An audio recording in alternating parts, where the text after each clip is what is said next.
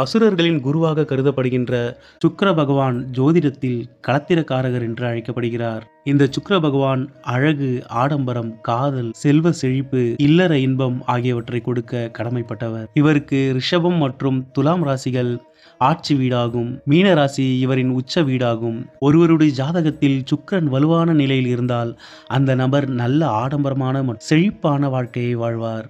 உலக இன்பங்கள் அனைத்தையும் எளிதாகவே பெற்றுவிடுவார். இப்படிப்பட்ட சுக்கிர பகவான் தற்பொழுது மீன ராசியிலிருந்து மேஷ ராசிக்கு பெயர்ச்சியாகிறார். மார்ச் மாதம் 26ஆம் தேதி மேஷ ராசிக்கு அவர் பெயர்ச்சியாகிறார்.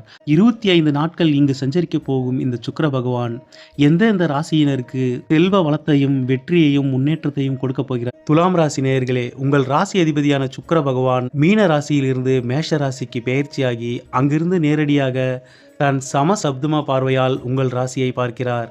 7ஆம் இடத்தில் ராசி அதிபதி அமர்வதும் அவரின் பார்வையை ராசி பெறுவதும் உச்ச பலத்திற்கு சமமாக கருதப்படும். இதனால் கடந்த மாதங்களில் இருந்து வந்த பிரச்சனைகள் அனைத்தும் முடிவிற்கு வரும். உங்களை விட்டு பிரிந்தவர்கள் மீண்டும் உங்களுடன் வந்து இணைவார்கள். வெற்றிகளும் செல்வ சேர்க்கையும் உண்டாகும்.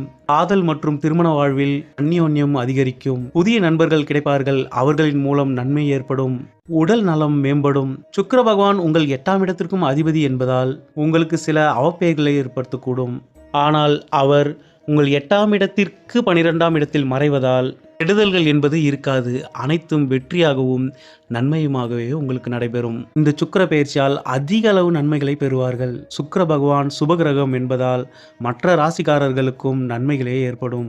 அனைவருக்கும் இறைவனின் துணை என்றும் இருக்கட்டும். நன்றி.